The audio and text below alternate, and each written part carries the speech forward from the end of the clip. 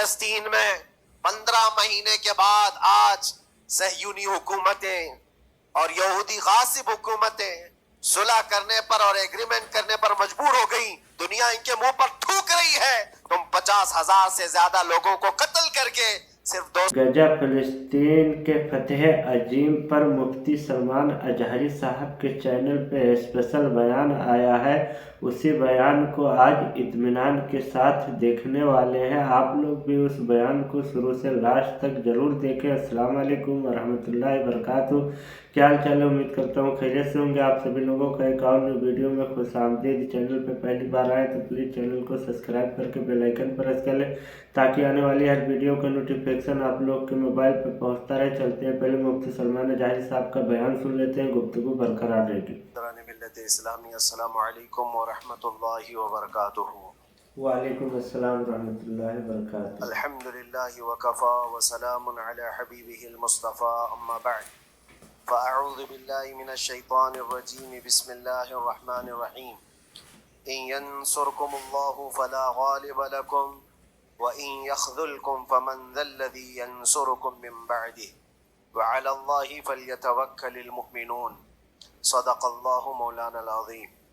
بارگاہ رسالت مآب صلی اللہ علیہ وسلم میں درود پاک کا ہدیہ پیش کریں. اللہم صلی علی سیدنا و مولانا محمد معدن الجود والکرم وآلہ واصحابہ الکرام وابنہ الکریم وبارک وسلم صلاة دائمة سرمدا ابدا.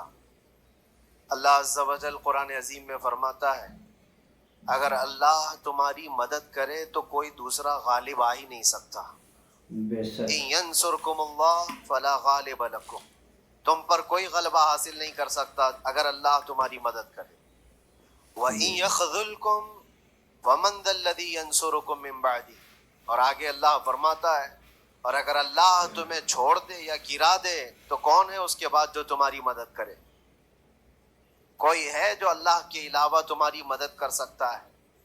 جب نہیں ہے تو پھر آگے ہونا کیا چاہیے؟ وَعَلَى اللَّهِ فَلْيَتَوَكَّلِ الْمُؤْمِنُونَ. تو مومنوں کو چاہیے کہ وہ صرف اللہ پر بھروسہ کر کے رہیں. فتح، نصرت، مدد، یہ سب جو چیزیں ہیں بہت سارے لوگوں کے ذہن و دماغ میں ایسے ہے کہ فوراً آ جانا چاہیے. کوئی بھی فتح ہو، کوئی بھی مدد ہو، بغیر تمہارے اسٹرگل کیے ہوئے، بغیر مصیبت اٹھائے ہوئے نہیں ملے گی. اگر فتح و نصرت یوں ہی آپ کو روزانہ ملنے لگ جائے تو کیا رسول پاک صلی اللہ تعالیٰ علیہ وسلم مدینہ طیبہ میں بیٹھ کر دعا کرتے تو ساری چیزیں فتح یاب نہیں ہو جاتی؟ آپ صلی اللہ تعالیٰ علیہ وسلم کو بدر میں جانے کی ضرورت کیا پیش آتی؟ احد میں اپنے 70 جوان صحابہ کی شہادت پیش کرنے کی ضرورت کیا پیش آتی؟ اور اسی طرح سے خیبر ہو کہ حنین ہو کہ طائف ہو، کتنی جنگیں ہیں جس میں اپنی جان کی بازی لگائی صحابہ نے. سب سے بڑا معرکہ تو کربلا کا دیکھیں آپ، جہاں پورا کا پورا خاندان شہید ہو گیا ہے. تو فتح و نصرت بغیر قربانی کے اور بغیر تکلیف کے ایسی ہی آ جائے آج کے زمانے میں ہم سوچ کر کے بیٹھے؟ ایسا نہیں ہوتا. اسلام زندہ ہوتا ہے ہر کربلا کے بعد، اور اللہ کی مدد آتی ہے، یہ بھی نہیں ہے کہ نہیں آئے گی. کچھ لوگ مایوس ہوتے ہیں، کچھ لوگ نروس ہو جاتے ہیں اور بھاگنے پر مجبور ہوتے ہیں. یہ امتحانات کی گھڑی ہوتی ہے. ایک حدیث پاک میں آپ کو بتاتا ہوں. اللہ کے نبی صلی اللہ تعالیٰ علیہ وسلم ارشاد فرماتے ہیں کہ آخر زمانے میں ایک ایسی عظیم جنگ ہوگی ایمان والوں اور رومیوں کے درمیان. کفار و مشرکین ہیں اور مسلمین ہیں. اس کو ملحمۃ الکبریٰ کہا گیا ہے. قیامت سے قریب ہونے والی یہ سب سے بڑی جنگ ہے. اسی سے آپ اندازہ لگائیں. اللہ کے حبیب صلی اللہ علیہ وسلم ارشاد فرماتے ہیں کہ اس میں کفار و مشرکین 80 جھنڈوں کے نیچے آئیں گے اور ہر جھنڈے کے نیچے 12,000 کی فوج ہوگی، جو تقریباً حساب کرنے پر 9,60,000 کی فوج بن جاتی. اگر وہ مومنین سے مقابلہ کرنے کے لیے اتنی بڑی فوج ایک جگہ جمع ہوتی ہے تو پھر اس جنگ کا اندازہ کریں کتنی بڑی. اس کو الملحمۃ الکبریٰ کہا گیا ہے اس لیے کہ اس میں گوشت کے چھیتڑے اڑیں گے. ملحمہ جو کہا گیا ہے عربی میں کہ گوشت کے ٹکڑے ٹکڑے دیکھے جائیں گے، اس قدر اس میں جانیں جائیں گی. اس جنگ کے متعلق جو اللہ کے حبیب صلی اللہ علیہ وسلم نے پیشین گوئی کی ہے، جو پہلے سے خبر دی ہے، وہ کیا ہے؟ فرمایا کہ پہلا دن جب ہوگا مقابلہ کا تو اس میں مسلمانوں کی جماعت میں تعداد کتنی ہوگی یہ تو نہیں بتایا گیا. کفار و مشرکین کے تو بتایا کہ 80 جھنڈوں کے نیچے آئیں گے، لیکن مسلمان اور مومنین جو لڑ رہے ہیں ان کی تعداد کا کوئی علم نہیں ہے ہمیں. لیکن یہ پتا ہے کہ ان میں سے 1/3 ایک پوری جماعت کا 1/3 حصہ میدان چھوڑ کر بھاگ جائے. جنگ میں سے وہ میدان چھوڑ کر بھاگ جائیں گے جب اتنی شدت کی چیز ہو رہی ہو، مصیبت آ گئی ہے، تکلیف آ گئی ہے. 1/3 میدان چھوڑ کر بھاگ جائیں گے. اور ان پر کیا فرمایا حضور پاک صلی اللہ علیہ وسلم؟ فرماتے ہیں وہ دنیا کے روئے زمین کے بدترین لوگ ہوں گے، ان کی توبہ بھی قبول نہیں ہوگی. وہ سب سے بدترین لوگ ہوں گے، پیٹھ دکھا کر جو نکل چکے. دوسرا مرحلہ آئے گا، دوسرا پڑاؤ. یہ ایک بہت سخت اسٹرگل کرنے والا میدان ہے، مصیبت اٹھا رہے ہیں، مشقت اٹھا رہے ہیں. دوسرا دن ایسا ہوگا کہ مومنین کی جماعت کا 1/3 1/3 حصہ شہید ہو جائے، قتل ہو جائیں گے. سوچو یہ بہت بڑی بات ہے. یہ دونوں چیزوں پر میں آج آپ سے گفتگو کرنا چاہتا ہوں. 1/3 حصہ میدان چھوڑ کر بھاگ جا رہا ہے اور 1/3 حصہ قتل ہو گیا، شہید ہو گئے. بچے کتنے ہیں؟ 1/3. لاسٹ میں 1/3 حصہ بچا ہے. یعنی ایک میں اگر 3 پارٹ کریں تو 2 پارٹ تو ختم ہو گئے، 1 پارٹ بچا ہے. اور اللہ کے نبی صلی اللہ علیہ وسلم فرماتے ہیں اللہ رب العزت اس آخری 1/3 حصے کو فتح مبین عطا فرمائے گا. فتح تو ہے ان کی، فتح ہوگی ان کی، لیکن جو حصہ بچا ہوگا وہ اخیر کا 1/3 حصہ ہوگا. اب اس پر مجھے عرض یہ کرنا ہے، مومنوں کو اگر فتح دیکھنا ہے، اللہ کی نصرت اور مدد دیکھنی ہے، تو یہ 2 چیزیں تو برداشت کرنی پڑیں گی. کون سی؟ پہلی چیز اپنوں کا چھوڑ کر بھاگ جانا، اور دوسرا اپنوں کا اپنے سامنے مر جانا. یہ دونوں چیزیں ہمیں دیکھنا پڑے گا. بہت سارے ایسے ہوں گے جو چھوڑ کر جا چکے ہوں گے، دامن چھڑا رہے ہوں گے، بھاگ چکے ہوں گے، اور کچھ وہ ہوں گے جو لڑتے لڑتے اپنی جان دے چکے ہوں گے. یہ دونوں بھی بہت سخت مسئلے ہیں میرے عزیزوں. انسان کو یہ پگھلا دیتی ہیں چیزیں. اگر آپ کو ایسا لگے کہ میرے اپنے جاننے والے لوگوں میں سے کچھ لوگ مجھے چھوڑ کر بھاگ جا رہے ہیں، تو یہی انسان ٹوٹ جاتا ہے. اس کے دل کی کیفیت بدلنے لگ جاتی ہے، وہ پھر مایوسی کا شکار ہونے لگتا ہے. میری جماعت میں 100 لوگ تھے، 90 تو بھاگ رہے ہیں، 10 کیا کریں گے؟ اس کا اندر سے جو عزم تھا، حوصلہ تھا، وہ ڈاواں ڈول ہونے لگ جاتا ہے. اپنوں کا چھوڑنا یہ بہت بڑی آزمائش ہوتی ہے. وہ کسی بھی میدان میں آپ دیکھ لیں، کسی بھی میدان میں اپنے لوگ اگر چھوڑ دیتے ہیں تو یہ اس کے لیے آزمائش ہے بہت بڑی. اور دوسری آزمائش تو یہ ہے، بچے آدھے تھے، اس میں سے تو آدھے انتقال کر گئے.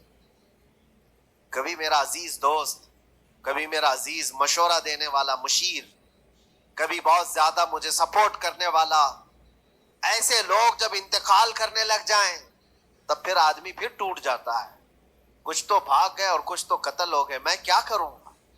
میرے عزیزوں، جو آخر میں بچنے والے لوگ جو ہوتے ہیں نا، وہ معمولی نہیں ہیں. وہ اللہ کی ذات پر سب سے زیادہ توکل کرنے والے لوگ ہیں. ان کو کوئی چیز ہٹا نہیں سکتی.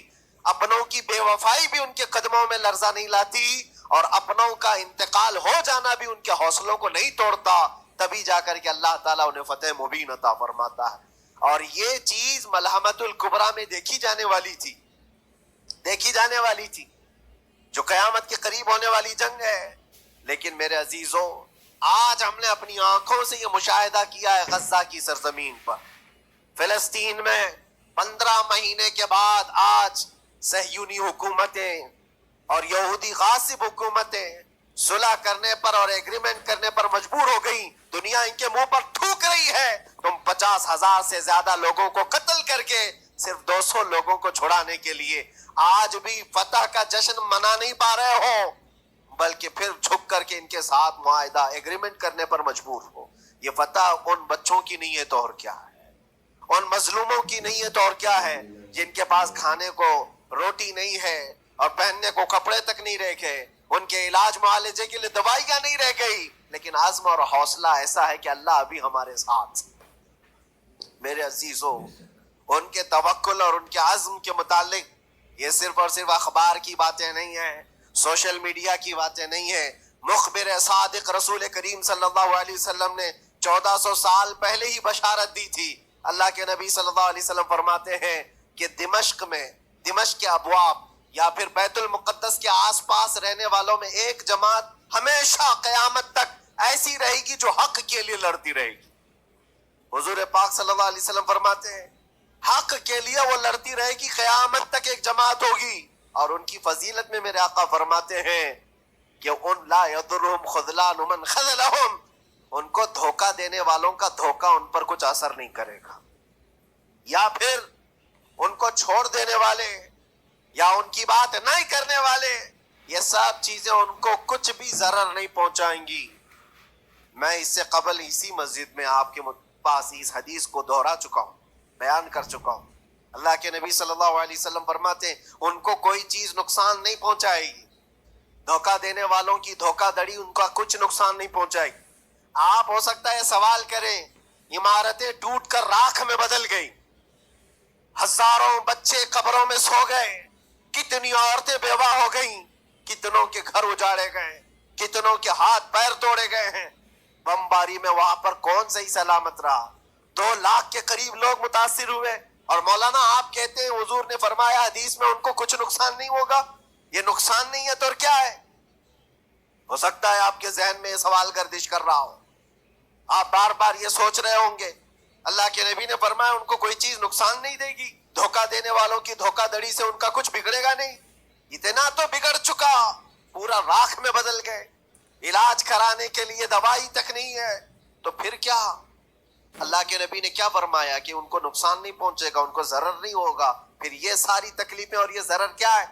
میں بتاتا ہوں میرے عزیزوں, جسم کا نقصان, جان کا نقصان, مال کا نقصان, جائیداد کا نقصان, یہ اللہ کے نبی نے نہیں فرمایا. یہ نقصانات مومن کے لیے کوئی معنی نہیں رکھتے. اگر ایمان سلامت ہے تو پوری کائنات سلامت ہے, اور یہ اللہ تبارک و تعالیٰ نے آج تک ان کے ساتھ رکھا ہے. ان کا ایمان محفوظ ہے, ایمان موجود ہے, جس کی وجہ سے یہ سارے نقصانات کچھ معنی نہیں رکھتے. اس لیے کہ یہ تکلیفیں, یہ جو ساری مصیبتیں آئی ہیں, اس پر تو اللہ تعالیٰ نے اجر عظیم کا وعدہ فرمایا ہے, اجر عظیم کا وعدہ فرمایا ہے. ہاں اگر ایمان ہی چلا جاتا تو پھر کون سی جنت ملتی, کون سی خوشبو جنت پاتے؟ کچھ نہیں ہوتا. ایمان سلامت ہے, جس کی وجہ سے انہیں دنیا میں بھی اللہ سرخروئی عطا فرمائے گا. ایک بھی جگہ سے کہیں ان نہتے مسلمانوں کو جو غریب مظلوم ہیں اور ٹوٹے پوٹے ہاتھوں اور ٹکڑے پہنے ہوئے بچے ہیں, ان کو کوئی یہ نہیں کہتا کہ یہ ظالموں کے لوگ ہیں, بلکہ ہر کوئی یہ کہتا ہے ایک ظالم کے خلاف جس کے پاس دنیا کے سارے آئٹم پاور ہیں, لیکن یہ نہتے بچے کھڑے ہیں, دعائیں بھی ان کے ساتھ ہیں اور رحمت الہی بھی ان کے ساتھ ہے. سلام ہے ان غزہ کے مظلومین کو. اور وہاں تو بچے, مرد تو مرد, عورتیں. آپ نے سنا ہوگا ان جوان لڑکیوں کا, میں نے دیکھا تھا, وہ کہہ رہی تھی کہ ہم رات کو برقع پہن کر کے اور رات کو ہم حجاب پہن کر کے سو جاتی ہیں, اس لیے کہ بمباری میں جب گھر تباہ ہو جاتے ہیں, صبح لوگ لاشیں اٹھانے آتے ہیں تو کہیں ہم بے پردہ لاشوں میں نہ مل جائیں. سلام ان بہنوں کو. آج وہ عورتیں سبق لیں ان سے جن کو اللہ نے ہر طرح کی نعمتیں دی ہے. تمہارے گھر میں جائیداد بے پناہ ہے, مال و دولت بے پناہ ہے, کپڑے روز بدلنے کے لیے تمہارے پاس ہیں, سب رکھ کر کے تم عورتوں کو آج ہم بازاروں میں جو بے پردہ دیکھتے ہیں, یہ شادی محلات میں ہر جگہ جو عورتوں کی بے حیائی اور بے پردگی دیکھ کر پھر میں سوچتا ہوں سلام ان بہنوں کو جو موت کی رات بھی حجاب ہٹانا نہیں چاہتی, اس لیے کہ دنیا سے جائیں تو اللہ کی بارگاہ میں حجاب کے ساتھ جائیں. یہ ایمان ہو تو پھر اللہ تبارک و تعالیٰ کی مدد بھی آتی ہے, نصرت الہی آتی ہے. مجھے بتاؤ میرے عزیزو, 50,000 کا خون کر دینے والا وہ ظالم اور غاصب اسرائیل, وہ اپنے 200 قیدیوں کو چھوڑا کیوں نہیں سکا؟ وہ حاصل کیوں نہیں کر سکا 200 لوگوں کو، بلکہ ان میں سے 5 لوگوں کو کیوں نہیں حاصل کر سکا؟ 50,000 کو قتل کر ڈالا، اور وہ بھی سیویلینز کو، شہریوں کو جن سے تمہارا مقابلہ ہے، ان کی موت کی تو کوئی خبر ہی نہیں آتی۔ جو تم سے برسر پیکار ہیں، جو لڑ رہے ہیں، ان کے موت کی خبر نہیں آتی۔ بچوں کی موت، عورتوں کی موت، ہاسپٹل میں موت، یہ سارا جو ناچ دیکھا گیا ہے 15 مہینے سے ہم دیکھتے آئے۔ لیکن افسوس اس بات کا ہے میرے عزیزوں، اللہ کا عذاب ان ظالم بادشاہوں پر بھی آئے گا جو ان کی موتوں پر دیکھ کر تماشے کر رہے ہیں۔ وہ اپنی عیاشیوں میں مصروف ہیں، وہ اپنے عیش قدوں میں شراب نوشی اور کباب خوری پر مصروف ہیں، اور ان بچوں کی تڑپتی ہوئی لاشوں پر وہ اپنی کرسیاں سجائے بیٹھے ہیں۔ وہ عرب کے ظالم بادشاہ کہاں ہیں جن کے گھروں میں سونے کے ٹوائلٹ بنائے گئے ہوں، جو سونے کی کرسی پر بیٹھ کر کے حکومت اور تخت بچھاتے ہوں؟ میرے عزیزوں، ان کی بھی پکڑ آنے والی ہے، آپ انتظار کرو، کیونکہ اللہ تعالیٰ قرآن میں فرماتا ہے وَسَيَعْلَمُ الَّذِينَ ظَلَمُوا أَيَّ مُنْقَلَبٍ يَنْقَلِبُونَ۔ ان قریب ظلم کرنے والے یہ پہچان لیں گے کہ اللہ ان کو کس پلٹی میں گرائے گا، وہ کس پلٹی میں، کس کھائی میں جا کر کے گریں گے۔ اندازہ کرو، ظالم صرف وہی نہیں ہے جو بمباری کرتا ہے اور قتل عام کرتا ہے، ظالم وہ بھی ہے جو تماشائی بن کر کے لوگوں کا سپورٹ کرتا ہے، ان لوگوں کو سراہتا ہے جو ظلم کر رہے ہیں۔ افسوس کا مقام ہے، وہ چیختے رہ گئے، چلاتے رہ گئے، اور پھر اخیر میں وہ بچوں نے پکار کر کے یہ بھی کہا ہمیں کسی جگہ سے مدد کی امید نہیں ہے، نہ ہمارے پڑوسی ملک سے، نہ کسی بہت بڑے مسلم بادشاہ سے، ہمیں امید ہے فتح کی اور مدد کی تو پروردگار عالم سے ہے۔ اور یقیناً مومنوں کے لیے اللہ نے یہی فرمایا وَعَلَى اللَّهِ فَلْيَتَوَكَّلِ الْمُؤْمِنُونَ، اور مومنوں کو چاہیے کہ صرف اللہ ہی پر بھروسہ کریں۔ میں نے دیکھا ہے میرے عزیزوں، یہ دنیا صرف اور صرف لالی پاپ پکڑا سکتی ہے تمہیں، ان کے ہاں مدد کی کوئی گنجائش نہیں ہے، یہ ہمارے ساتھ کھیلتے ہیں، ان کے دلوں کے اندر سے رحم غائب ہے۔ یہ بچوں کی تڑپتی ہوئی لاشوں کو دیکھ کر کوئی آواز تک نہیں اٹھاتا، جو آواز اٹھانے والا اس کو کیس کر کے بند کر ڈالیں گے۔ جو بھی اگر مظلوموں کے لیے آواز اٹھائے، ان کا پرچم لہرائے، تو کتنے تو یہاں پر FIR ہو گئے، بند کر دیے گئے۔ کیوں؟ مظلوموں کے لیے آواز اٹھانا کیا یہ ہمارا رائٹ نہیں ہے، ہمارا حق نہیں ہے؟ تم ظالموں کے لیے علل اعلان بات کر سکتے ہو، ہم مظلوموں کی بات بھی نہیں کر سکتے؟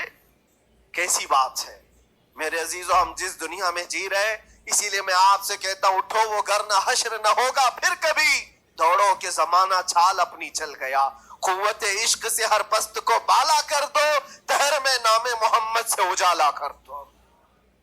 تمہارے پاس طاقت و قوت نام کی کوئی چیز ہے تو وہ ایمانی طاقت ہے، باقی کوئی چیز، کوئی طاقت و قوت تمہاری مدد نہیں کرے گی۔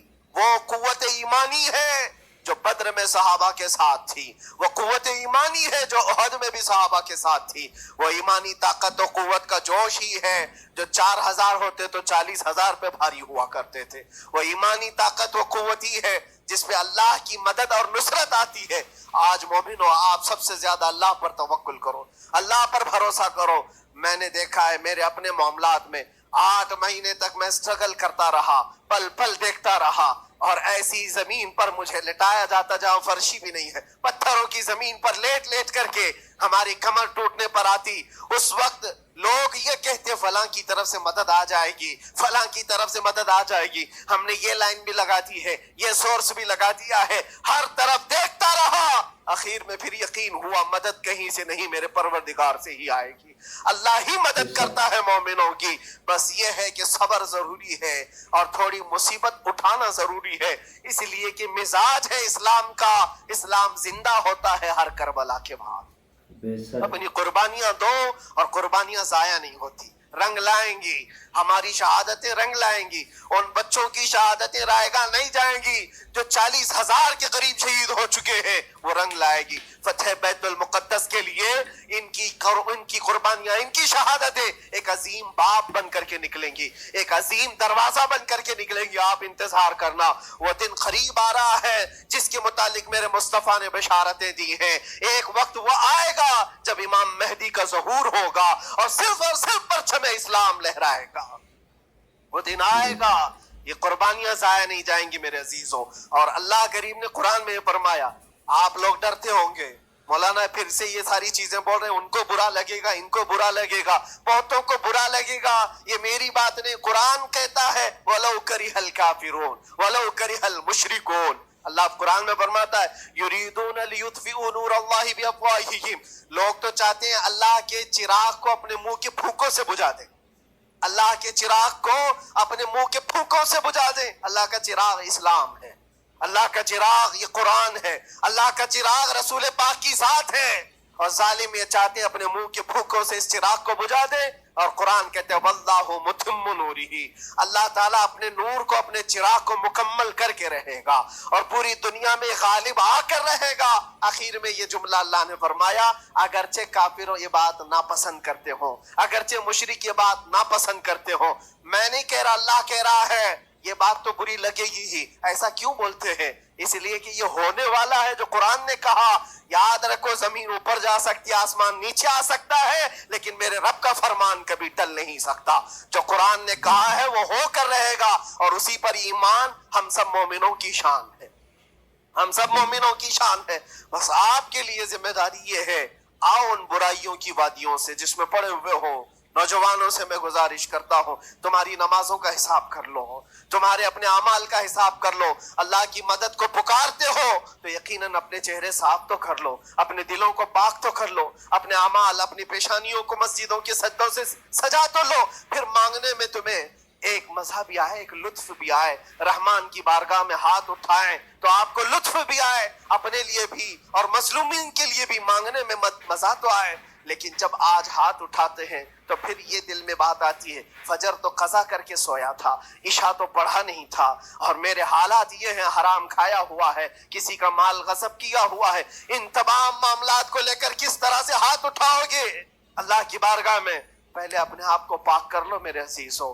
جب صاف ستھرے ہو جاؤ تو پھر اللہ کی مدد بھی آئے گی. اس لیے کہ دنیا میں ہم نے دیکھا ہے صاف پیالہ لے کر کے آؤ گے تو دودھ بھی ڈالا جا سکتا ہے اور مٹھائی بھی دی جا سکتی ہے، لیکن پیالے میں ہی کیچڑ بھر کر کے لاؤ تو دودھ دینے والا کیا اس میں دودھ ڈالے اور مٹھائی دینے والا کیا اس میں مٹھائی ڈالے. یہ تو دنیا والوں کا دستور ہے، بلا تشبیہ و بلا تمثیل. اپنے پاک دلوں کو لے کر اللہ کی بارگاہ میں جاؤ تو فوراً تمہارے لیے مدد بھی آ جائے، فوراً مدد بھی آ جائے.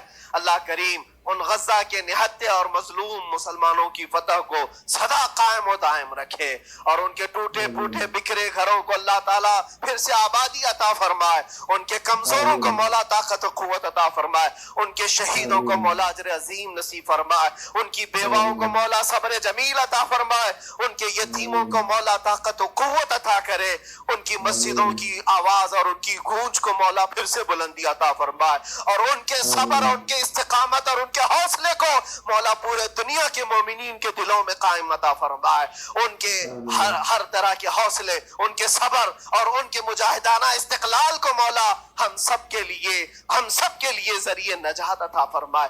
ہماری نسلوں کے لیے اللہ تعالیٰ ایک سبق آموز حکایت عطا فرمائے. مولا کریم تیرے دربار میں دعا ہے ہم سب کو بزدلوں کی جماعت سے نجات عطا فرما.